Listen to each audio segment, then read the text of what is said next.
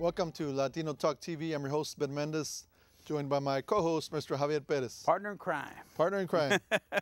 And we have a great day out there. It's what, 59 degrees out there? Something like that, Texas, a muggy 59. East end of Houston. Yeah. We have a great show. We're going to be talking to Mr. Manuel Rodriguez. He's a board member for HISD. And then we have the Austin High School Mustangs football coach, Mr. Robin Kirk. But first, let's talk a little politics. As you know, we have a mayoral race coming up. We got all kinds of races coming up. City council, et cetera, HISD. And people don't even realize there's a runoff election. Yeah, that's true, Isn't that sad? That is sad, Ben.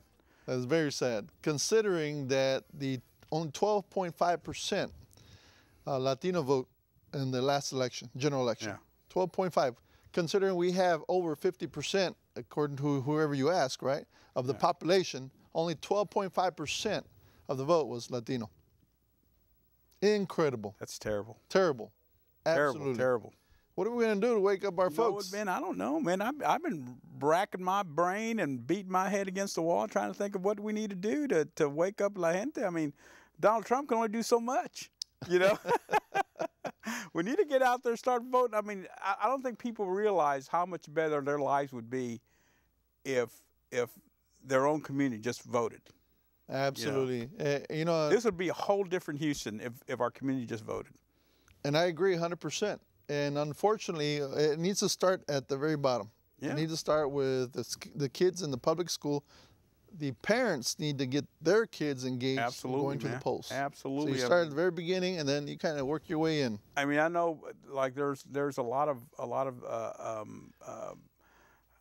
register to vote drives, but man, if we just had if the people who were already registered would just vote.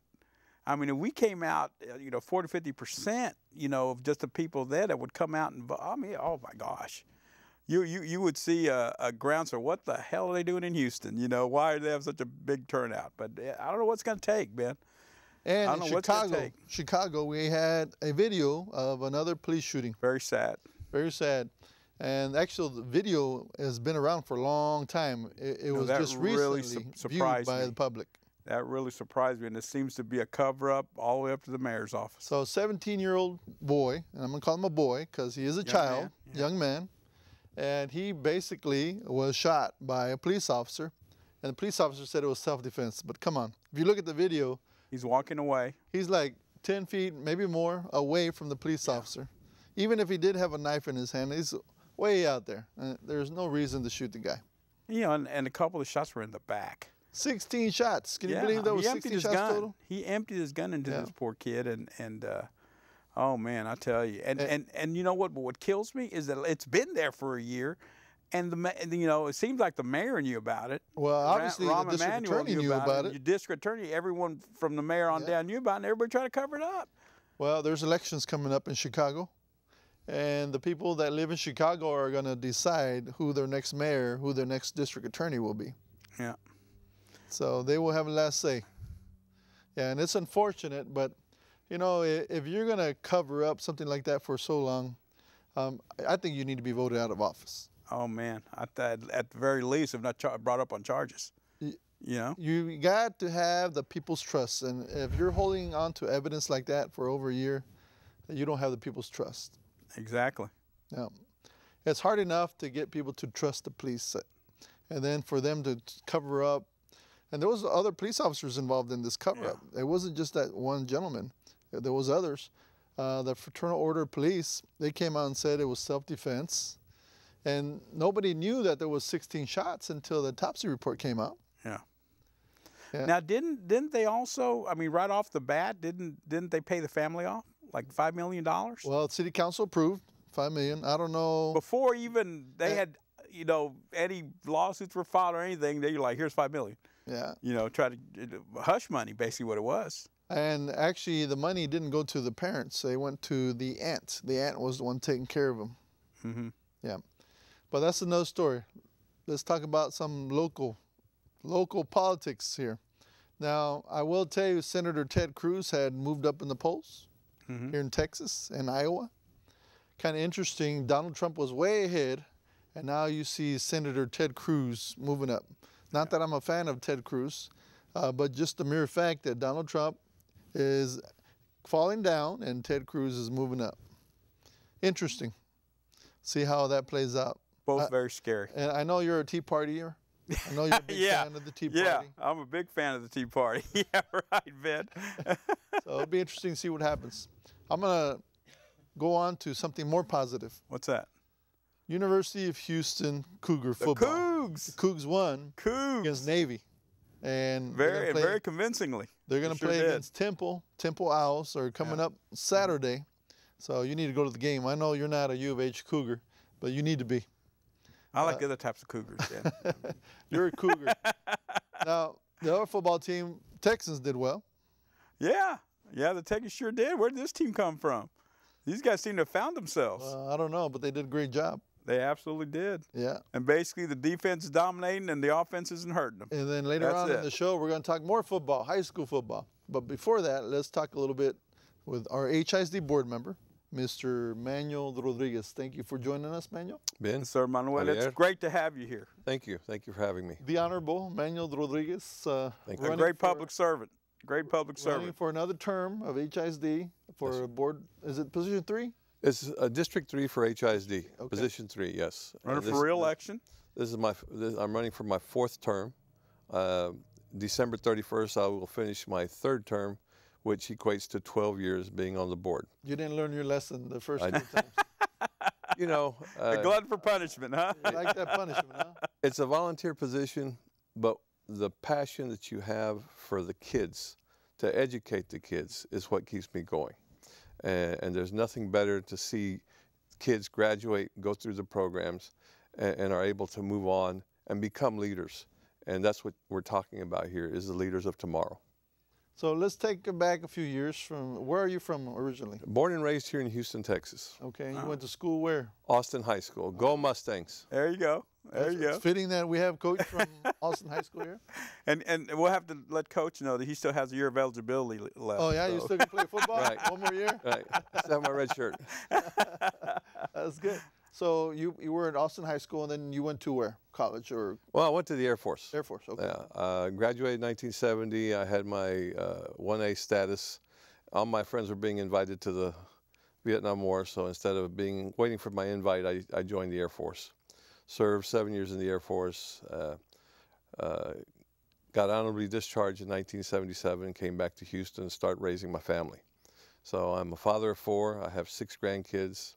Married my high school sweetheart. We've been married 42 years. Wow. We've never had a fight. Yeah, I tell you. I know the feeling. I bet you know better than to talk back to her. I bet Coach will say the same thing. That's never right, had a fight. Yeah. So how did you end up getting into politics? Well, my oldest daughter, was going to Dede, and she got into the speech class. And I said, well, great, you'll be able to get out there and do some public speaking, you know, build some self-esteem, self-confidence, being able to talk in the public. And after about 3 or 4 weeks in class, I asked her what her projects were for speech. She said, oh, Dad, that's just a busy class. We do our homework, take a rest, do whatever we want. I said, no, that's not the way this works. And so with that, my wife and I have always been involved in the PTAs, PTOs, but now I started to look at exactly what was going on in the schools. And she transferred out of that class into another class, which gave her the education that I thought that she needed to be getting. That doesn't surprise me. Does that surprise you? Well, you know what? I guess I'm a little naive, but it kind of does surprise me. It doesn't shock me, but you know, I'm a little surprised by it that would happen. You know, and I tell you, I was raised and educated private schools, Catholic schools, my whole all the way up to college. That's why you're a Tea Party. No, please, Ben. People are gonna start believing you. I'm not a Tea Partier, folks. Believe me. And but one thing, you know. I have one of my sons has a hearing disability, and so when he was coming up in school, you know, we were trying to do our best to do like our parents did and had him in Catholic school, and but because of his hearing disability, they just couldn't help him, you know, none of the special class he needed, so we had to we had to transfer them over to HISD. And when we did, I tell you, I really cried. Me and my wife, we cried that we were not going to be able to do this for him, and he was going to have to go HISD. But I was so surprised with the group of educators that he was associated with. He started out at Durham High School, then went to Hogg. Surprised in a good way, or surprised in a good way? There were some very dedicated teachers at HISD. And you know what? And for the most part, most of the teachers I've interacted with, and that my kids have had, 3 of my kids ended up going to HISD, and I mean, they have been some fantastic educators there, some very dedicated teachers. And I know that's not the norm, but believe me, I ran into some very bad teachers in Catholic school, you know, that were just glorified babysitters. You know, like I said, I was very. Now I was surprised there, but there were some very dedicated educators in HISD, and that you know, hopefully, I'm sure it starts from the top down. I mean, the people that care, and for the most part, I think that most HISD teachers and administrators really want to make a difference, and I'll tell you, with this gentleman sitting across from us, Trustee Rodriguez, I mean, I think he's doing a fantastic job over there. So let's talk about your election. So you're running on which issues? So what are the main issues right now that are being faced by HISD? Well, we are searching for a superintendent, new superintendent. Our superintendent, Dr. Terry Greer, has been here for 7 years. That's one of our issues. Another issue is the rebuilding of the high schools with a 2012 bond. And then the third issue is the new board members that will be coming on, because there were 4 board members up for this term. 2 have already been elected, and 2 of us are still in our runoff. And I am in the runoff. Elections will be December the 12th. Early voting starts December 2nd. So we need everyone to come back out and vote again. As y'all were saying earlier, the percentage of voting was so small. Even though it was a good turnout because of the mayoral race. Now this is going to have to come back and vote again, and the predictions are that we're going to have even a smaller turnout for all the races that are up for finalization. And I believe it. You know, with the runoff, you have a low turnout sometimes. And if it's going to be cold on a Saturday, some people are going to stay home. Well, it's Our Lady of Guadalupe, so there's a lot of things going on. So pick your day from the 2nd, 3rd, 4th, 5th, all the way through the 8th, at the time when it's nice. There's no lines, it's not cold, it's not rainy, and you have the time to go vote because it's very important. You know, being a school board member, a lot of times we're not really looked at as an elected official, but we are. And I have 41 schools under my preview, which are elementary, middle, and high school. And it makes a difference when you have to be the person that speaks for the community. I live in the community. I've lived in the community 38 years. I've had 4 kids, and my wife and I have all graduated HISD. And I think I have a good feeling of the pulse of the community on what we need. We need new trade programs. That's what I'm looking to move forward on. For the past several years, everything has been college ready, college ready, college ready, and we've forgotten a lot about the trades.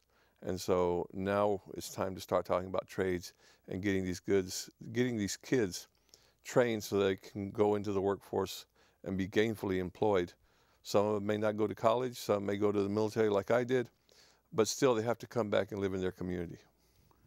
You know, and speaking of trades, I mean, y'all have some excellent trade programs. And you know, just off the top of my head, I know Austin has their maritime program there, which can be a very well-paying career for a lot of these young people. Definitely. While I was on the board, I was a facilitator to bring the Port of Houston, the Maritime Academy industry, the Austin High School principal, and HISD together so that we could have the Maritime Academy there at Austin High School and at Yates. And this past March, we installed a $500,000 simulator for the captain's chair for navigation. And it's a very good program. And you think about the port, you think about, you know, being a tug pilot or something else working on the docks. But no, we're talking about the systems that go into the ocean-going vessels, the navigational systems, the environmental systems, the logistics systems, and it's everything from design to delivery when we talk about the Maritime Academy. It's much more than just working the docks. I would agree with that. There's so much to learn, you know, and the only way you're going to learn is if you have that proper training. You had mentioned earlier about the HISD bond election, 2012, and the monies that are being used for the schools. Now, I heard there was some issues there. Now, what are the issues? Well, the issues, this morning I was driving from the administration building, Hattie Mae, which is over at 18th Street and 290, over here to the East End Hobby Airport, and I counted 16 sky cranes in my travel from there to here.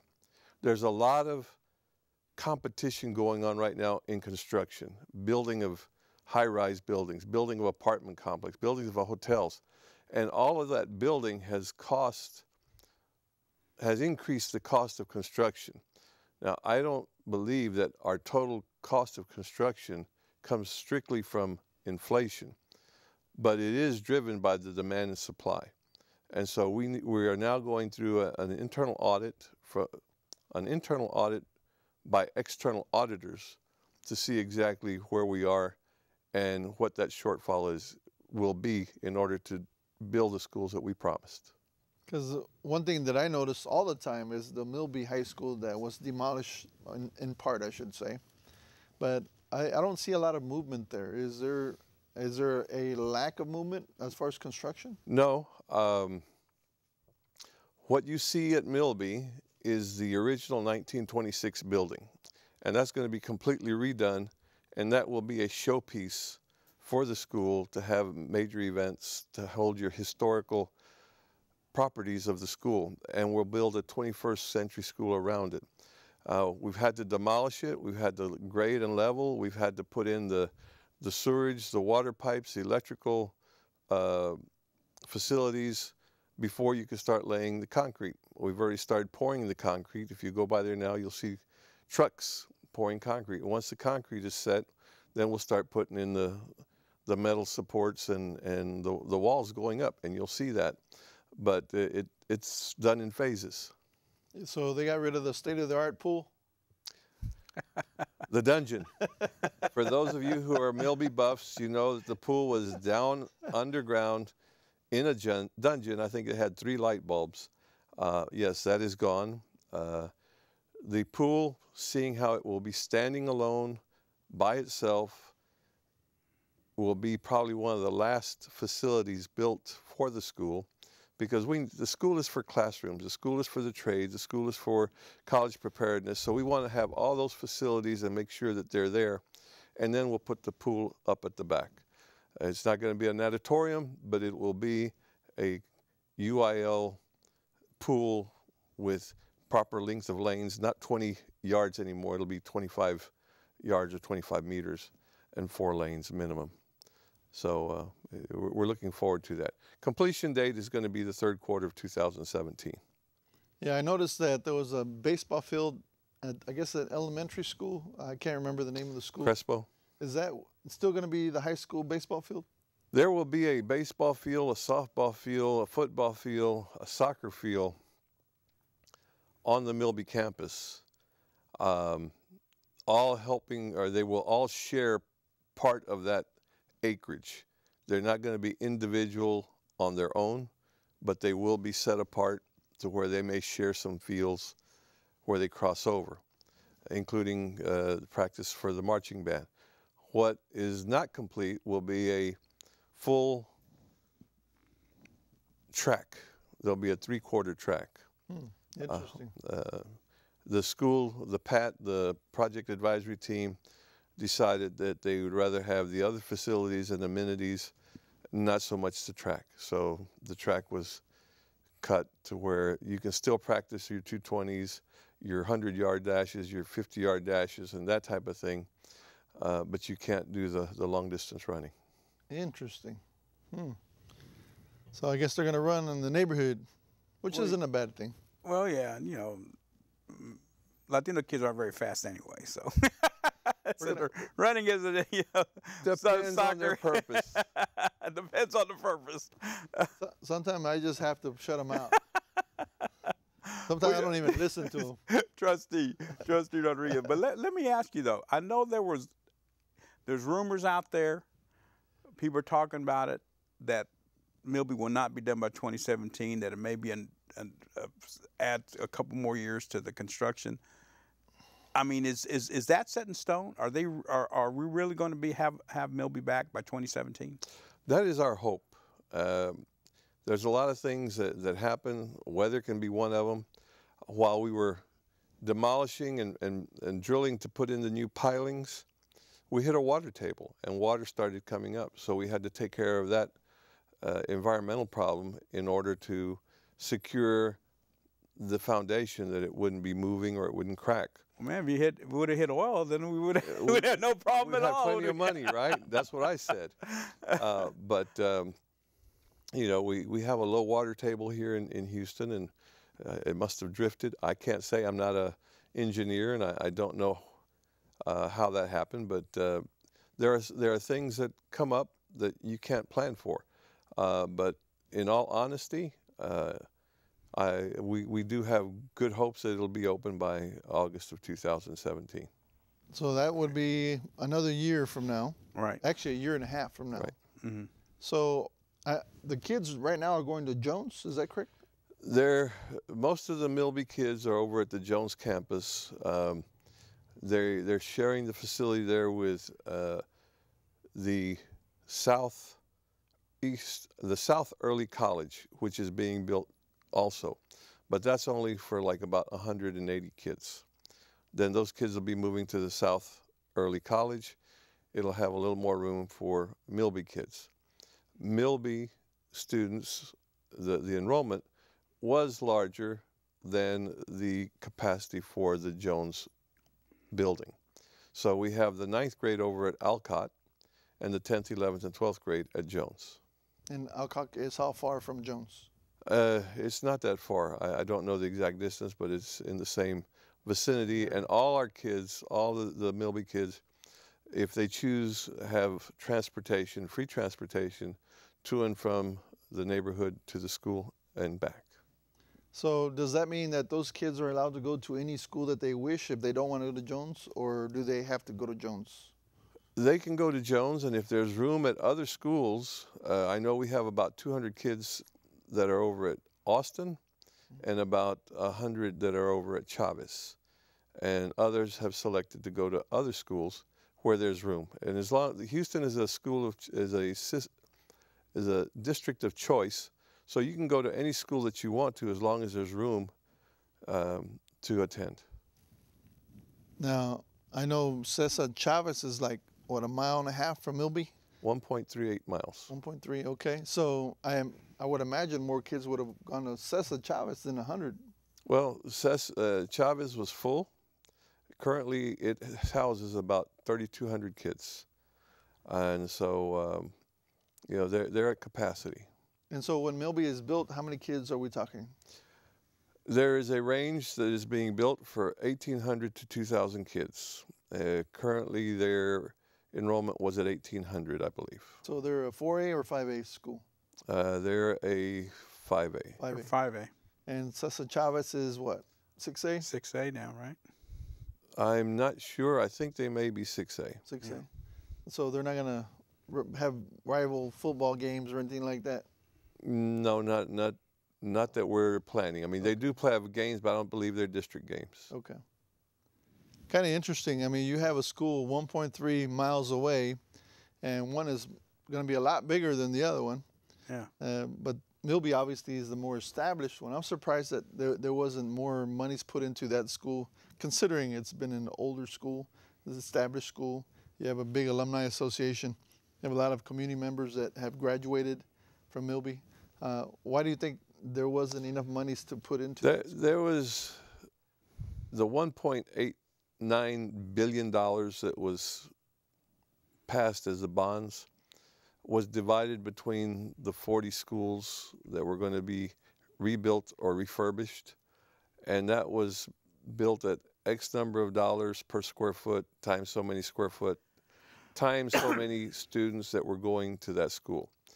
Supposedly that was the only equitable way, and I just say supposedly, to get the funds equally distributed between all the schools that were being considered for rebuilding or remodeling. Well, I want to acknowledge the fact that Mr. Manuel Rodriguez has always been there when we needed him in the community, even if it's not his district. By the way, he doesn't represent Austin High School, but his heart is in Austin High School. Graduated Austin High School. Graduated from Austin. But for the needs throughout the district, we have always been able to call on Mr. Manuel Rodriguez and get his help, and I think you would second that. Absolutely, absolutely. He has been very responsive to the community at large. Yeah. And, you know, he doesn't really have to, and he does. He really goes out of his way. Yeah. And I tell you, it's real easy to find him. I won't say what restaurant he frequents every morning right off a telephone road with a little wink, you know, but he's always there. You know what? That's a good point. He's easily accessible. You can always reach him. He's never willing, he's always willing to sit down with you and discuss issues related to HISD. And so my hats are off to you. And I will tell you that there's not a lot of board members that are like that. You know, so his heart is in the right place, and I think you've done a great job. You know, just real quick, Ben, before I know we're getting near the end of the segment, but what about the superintendent? Let's talk about search. superintendent. Superintendent so what's the latest? I thought you were going to miss that. We ran out of time. This morning, the board started at 8 o'clock interviewing search firms that will be, one of those firms that interviewed will be selected for the superintendent search. And we should vote on that December the 10th at our December board meeting. Once they're in place, then they will go through a protocol setting up a profile on what the superintendent for HISD should look like. Now, HISD is the largest district in the state of Texas. It is the 7th largest in the United States. And so we've been very prominent in the national news. We've done a lot of good things. People say, well, it ought to be easy to find a superintendent. Someone told me, you ought to be able to go find a wife at any one of these clubs in Houston. But do you want to find your wife in one of those clubs just haphazardly? No, you want to look. You want look in church. That's where I found mine. Get to know who they are, understand where they come from, and know the visions they have for the school district. And again, as we started, the students are the #1 priority. So we have to make sure that the person that we find will be someone that will come in and navigate the system so that our kids will have a good quality education. The board sets down and tells the superintendent basically where we want the district to go, and then he has to figure out a way to get to that position. And so here in Houston, we've been fortunate. We had Rod Page for 7 years, Dr. Abe Saavedra for 5 years, Dr. Terry Greer for 7 years. So we've been fairly stable here within Houston. Most of the superintendents stayed 3 to 4 years and they're gone. So we need someone that will like to come into Houston, understand the culture, and we are very diverse. We have over 142 countries that are represented within the district. Our politics are sometimes divisive, so the superintendent has to come in, understand, and be sensitive to the culture, needs to understand and be forceful with the politics, and come in and hear what the community has to say and what the community wants for their children. So basically, it's still a wide open process. Then there hadn't been anybody. You know, I'm hearing all the rumors. We don't have one name that has been forwarded yet. Okay. So let me ask you this: how many kids are in school in HISD? 215,000. 215,000. How many are Latino? 64%. 64%. And how many are African American? Approximately 28%. Okay, so it's pretty much all minority. Right. And the rest is Asian and Caucasian and Okay. whatever else makes up the world. Mm-hmm. And so obviously the Caucasians are sending their kids to private school or elsewhere, right? A lot are. I mean, we still have a big portion going to the charter schools, to parochial and private schools. And so we see a lot of people coming back to Houston. As I said, we've won the Broad Prize twice, which is supposed to be given to the best performing large urban school district. The Washington Post earlier this year said that we were the best urban school district in the United States. We have several schools that are in the top 100 schools in the United States. So we're doing a good job. And the district is so big, we have so many programs, like y'all have alluded to, that unless a parent really investigates and looks for a program that they want their child to get into, they may never know that it existed. So you need to get in and understand what is available for your child and what school you want your child to go to.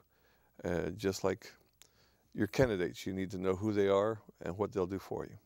I still want a ropes course at Austin High School. Ropes course. Well, they're going to get a training room first a little bit. Ropes course. They're going to learn in the field. Coach can practice on the ropes course rather than the football field. Absolutely. Absolutely. Now, thank you for coming out. Thank you for having me. And we look forward to your win on December 12th. And by the way, elections are on Saturday from 7 a.m. to 7 p.m. on December 12th. But you can vote early. And I'm assuming the times are 7 to 7? You'll need to check. On the weekdays, I think they're only from 8 until 5. 8 to 5? On Saturday, the 5th. December 5th? It'll be 7 to 7.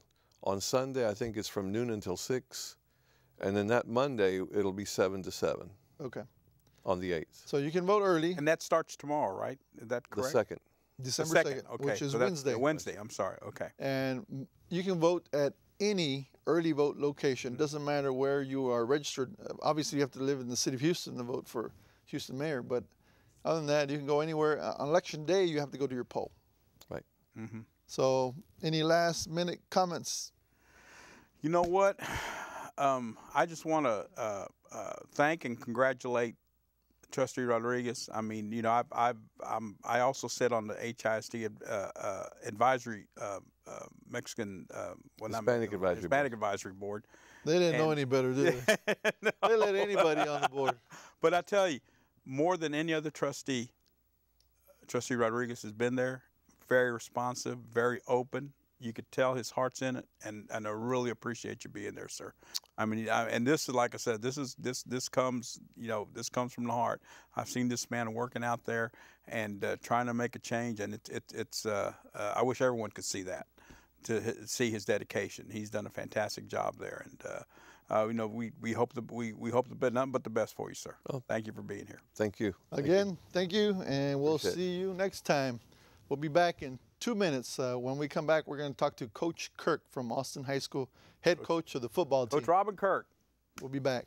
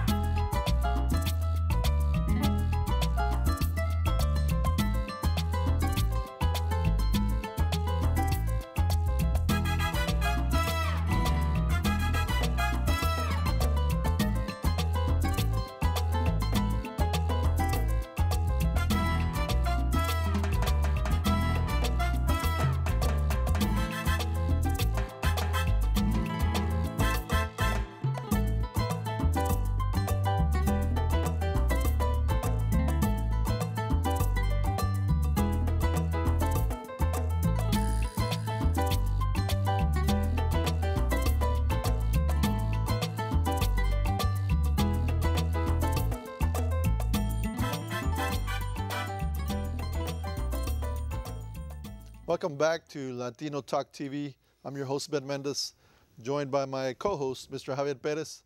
And now we get the ultimate, Coach Robin Kirk, head coach of the football team at Austin High School. Also, I'm assuming you're the athletic director as well? Yes, athletic coordinator. Athletic coordinator. Yeah. So he has a big-time job. And let me tell you, from where he came from, Austin High School had a 0-10 record last year. And this year, his task was to turn around the football team. And he's doing just that. He's going to tell us how he's doing that. So congratulations on your first season. Thanks, man. I was your biggest cheerleader. I want you to know that. We appreciate it. We're out there, even in the rain, cheering on Austin High School football team. Now, I will tell you that I'm very proud of you and your accomplishments. And so let's start from the very beginning. Tell us a little bit about your background first. Well, in the late 70s, I was the defensive coordinator, and I worked over at St. Pius High School, and that was in the late 70s. And I left there, and I became a Houston policeman in '79. And then about 15 years into being a policeman, I got back into coaching at the high school level at St. Thomas High School. And unfortunately, I mean, I think that's where Javi says he went. That's right. I'm an Eagle. Anyway. I'm an Eagle, baby. He claims he did. That's right. Born and bred an Eagle.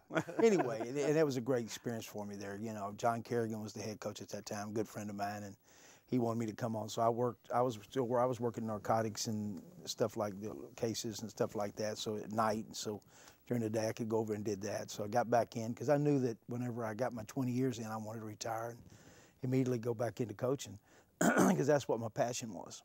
And so anyway, left that and got finished up in '99. I got my 20 years on, and fortunately the head coaching job at St. Pius came open, and that's where I graduated from, and had coached there earlier in my life, obviously, when I was younger. And so I took the head coaching job. They chose me as the head coach, and so in '99 I left the police department, retired, and went straight into that job. And then I stayed there for 10 years and went down to Hidalgo, down in the valley. Hidalgo, Texas. Hidalgo, Texas. Mm-hmm. What was it, the Yellow Jackets or the Bumblebees? No, the Pirates. The Pirates, okay. They were the Pirates. The Hidalgo Pirates. That was a good thing for that town. I don't know why. I thought it was like the Yellow Jackets or something. No, that's Ed Cachelsa. Okay. Yeah, I think they're the Yellow Jackets. So were they the Pirates or the Piratas? How do you say pirates in Spanish? Piratas. Is that Piratas? Is that what you say? Anyway, left there, and then I came back to town, and I worked over at Westbury Christian for about a year as a consultant to help them out. And then I left and went over to Reagan High School and stayed there for 2 years as an assistant head coach and offensive coordinator. And then the Austin job came available in January of 2015. I haven't even been there a year, you know. I mean, actually, it was December of 2014. 2014, yeah. And so I was interested in that, and you know how all that went down, Ben, and I was very successful.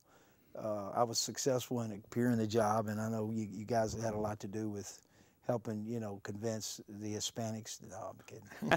I'm married to an Hispanic woman. So. That's right. Anyway, very fine woman. It really did make a difference that, you know, you've got a largely Hispanic school, and they're going to look at hiring a white coach, and I think, you know, that's just the way things are. So I think, you know, there's a lot of people. I knew a lot of people out here in the area, and being in NHPO and all that over the years with my wife, and that's where I got to know most all you guys, and so that was a big thing for me, and so I was really excited to take on the job and, you know, finish up my life as a coach, you know, at a place that was really needed a new charge. You know, that's what the coach does. I know, you know, a lot of people don't know this, but Coach Kurt was the police officer that helped develop the community policing program that Houston HPD did for years and years. You know, I mean, he's the one that thought this up. You know, but you know, his heart's always been in the community. Yes. And that's why he's a success. That's why there are bigger, brighter things ahead of the Austin Mustangs. Agreed. Absolutely. You know, Javi, that's so true.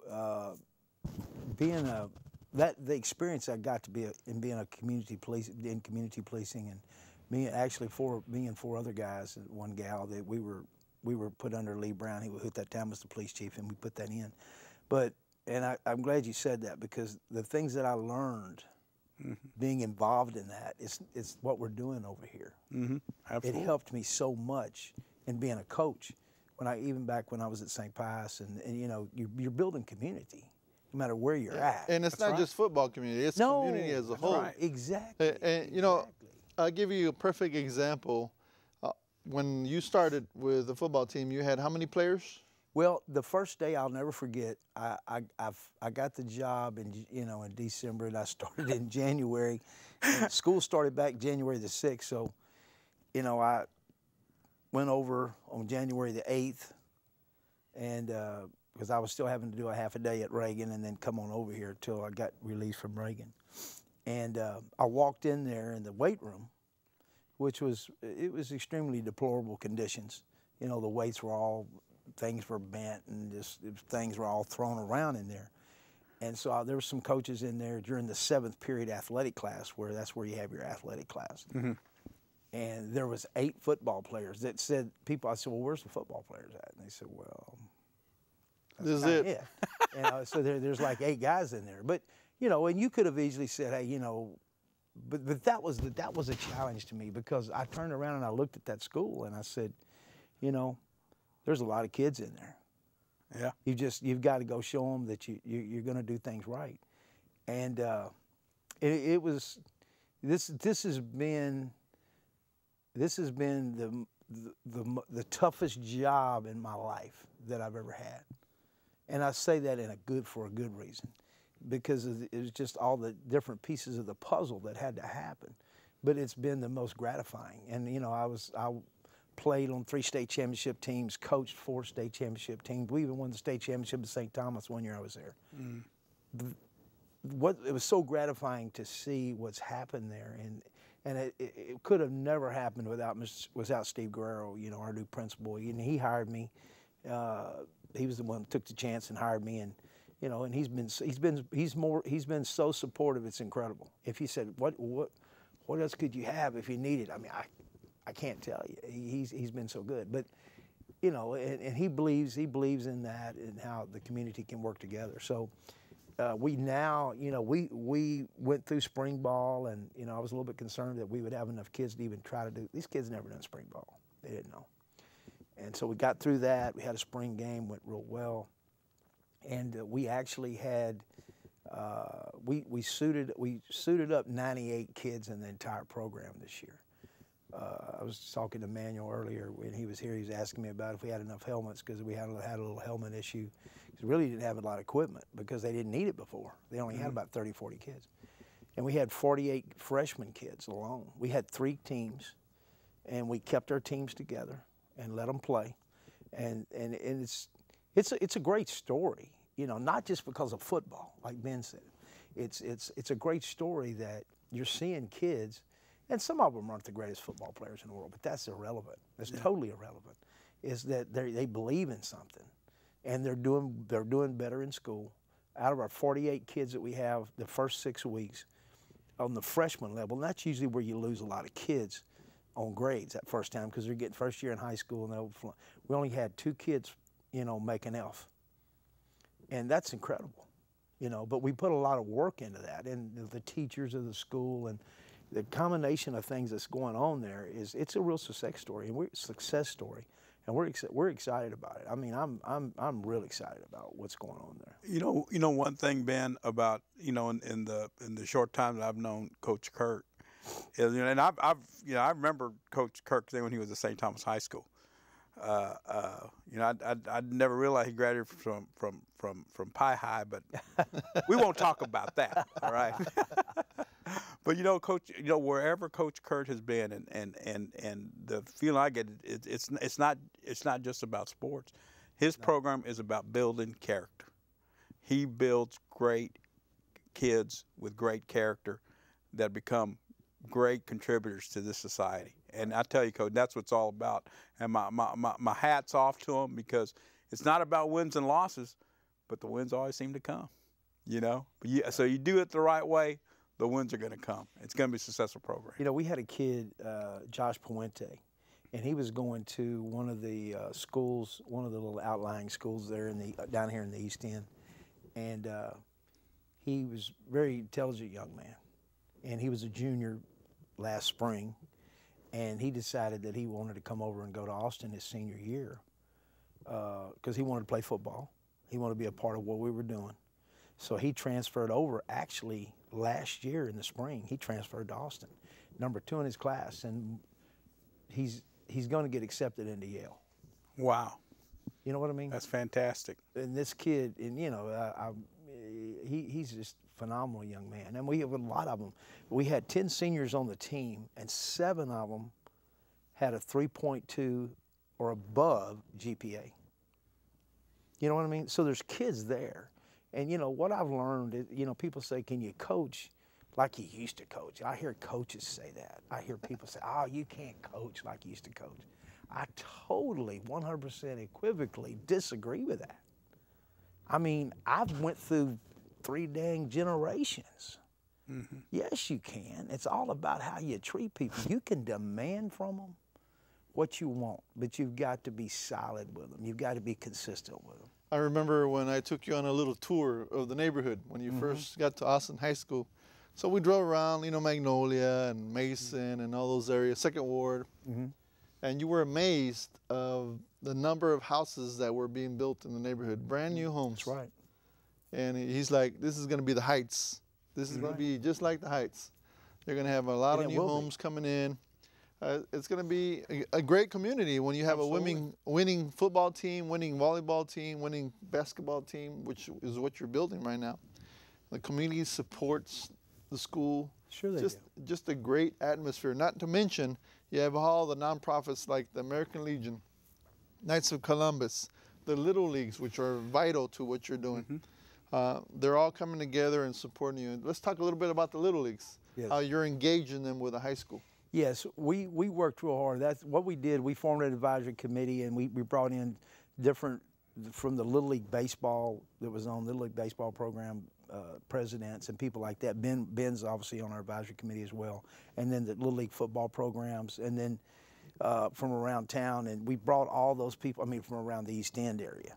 And we brought all those people together. And we call them advisory committee, and that's exactly what they are. There's nobody out there has a bigger pulse on the community than Little League football, Little League baseball, you know, all those people, and the churches in the area. You know, our next big move is we want to get involved in the churches. I don't care whether it's a Catholic church, a Christian church, whatever. We want to get involved with the churches because, you know, that's a good source of knowledge of the people out there, you know. And so we did that, and we're currently going to put we're going to have a spring football league for 8th graders and 7th graders at Austin. So, you know, if you guys want to go out there and help us get us our new scoreboard, then we're going to get us a new scoreboard there. I'm serious, though. We're going to get that done. And you do have some help with that. Yeah. Why don't you tell them who's helping you with that? Well, which one are you talking about? About the league that's coming up. Oh, yeah. The league is coming up in Hilton Furniture. Hilton. He in fact he just called me a while ago, and I'm gonna have to call him when I leave. But he's a big backer of our spring league, and we're so excited about so many. We got so many things, guys, that we're gonna be doing. I could go on forever, but I don't want to take up all the time talking about it. But there's a lot of, you know, I going back to what I said earlier. You know, people can say, well, HISD don't give you no money. They don't do this. They don't do this for athletics. Well, my theory on that is get out there and do it yourself. Yeah. You know what I mean? You can get anything you want. You just got to work for it. You got to organize and get the kids fired up, get the community involved. And you can have as much as you want. I mean, we've already gotten a lot of things, you know, and before you know it, by the time we have a full year of being here and going through this next spring and next summer, Ben, just imagine, Javi, what we'll be able to accomplish with the involvement. So he had clinics for the little kids. His coaches provided, I guess it was a week or a weekend. Actually, type? we did it. It was a weekend. We did it for like 4 weeks in the summer, like 2 nights every other a week. Yeah. Okay. So he provided, and it was at minimal cost. It was like $10. $10 for all the kids to learn the basics about football. Right. Yeah, so I know you have the Magnolia Sharks, and of course you have the Easton Eagles. They have their own leagues, actually their own football. They have from, what is it, 4-year-olds to 13-year-olds? 13, yeah. Yeah, so they have a whole gamut of teams that play for both of them. And so you brought them together, which is rare. Right. Bringing the Magnolia Sharks and the Eagles together, same playing field, is rare. So you were able to accomplish that. Yeah, it's really neat to bring all. You know, there's okay to have rivalries. That's beautiful. That's what makes it fun. But you know, get them to work together was even more fun. And you know, getting the things. In fact, I went not this past Saturday, but Saturday before. The Sharks played in the Super Bowl out at the Rig in Pearland. And we were out there at 9 in the morning in the rain watching them play, and they got beat by 1 point or 7-6 or something like that. But you know, those guys are organized. Like I tell them, we just want to be close to how organized y'all are. I mean, they've got their own little store where they sell all their shirts and everything. But that's where we're heading. That's why I want them all helping us do it. So it's going to be good. We just need the support for the school. To keep getting better. You know, we're a little bit. I'm a little bit edgy when it comes to how they're going to handle when the kids. You know, when they start building Austin. You know, what are we going to do with our kids? You know, I think the displacement of the kids and sending them way off somewhere else is really going to. You know, there's got to be a better way of doing that. You know. And I think that's something we need to start talking about with the Coach, what is in the plans for Austin High School? What are they going to go through construction phase or? Well, yeah, I mean, they're supposed to start in 2017, and in fact, when Milby's done, I think it's spring of 2017, and that's what I've been told. And you know, now where we're going to go and what we're going to do, because we're building all this great great things going on with the sports and the programs and academics, and so that displacement could be a problem, but I know it'll work out. Well, you're going to have players that have been working together for so many years. They're going to want to stick together. Absolutely. Yeah, and so you know, it's not just that. I mean, guys, we have a tremendous band. Our band was one of the lead bands in the Thanksgiving Day Parade. You know, and Austin's always had a great band. Yeah, they're really I mean, I remember back, you know, in my high school days in the 70s, Austin had a fantastic band. And we just got our website up, our sports website up. Finally? Athletic web, finally. It took us forever, but we have that thing, and it's a very big league. We're excited about that. We're starting getting some hits on that, and we also, our girls volleyball team went undefeated in district. Did a great job. Amazing. Yeah. Undefeated. Undefeated all the way through the district. And our boys basketball team, they just getting started, whatever. One thing about football, too, is our freshmen went 9-1, our JV went 6-4, and our varsity went 3-7. And I could write a book about our varsity season, just the things we had to go through. But there were a lot of victories in there. When you had the kids stuck it out, man. The thing that was amazing, you know, with these, especially the older kids, you know, and we took some hits pretty. We got the tar beat out of us 3 or 4 times, you know, by some very superior teams. But our kids took it. They came right back Monday. They didn't miss practice. They didn't complain. Let's go. You know, let's keep fighting, Coach. Let's keep fighting. And we got down to the end. Our last 3 games, we won 2 out of the 3 of those, and could have beat Waltrip. You know, had some turnovers, but it's pretty exciting. And that fight is going on. That inner fight is going on in the whole school now. You're seeing. You know, Steve and those guys, our administration is doing a great job of getting that positivity out there. Raising the bar, Coach. Yeah, that's raising the bar at Austin High School, which is fantastic. So, anyway, it's you know, I like the Mustangs, baby. You know, we're excited about it. You know, and there's a lot of other people jumping on board with us. Mm-hmm. I think next year we're working hard. We have almost 80 kids in our off-season program. Now, that don't include the incoming freshmen we'll get next year.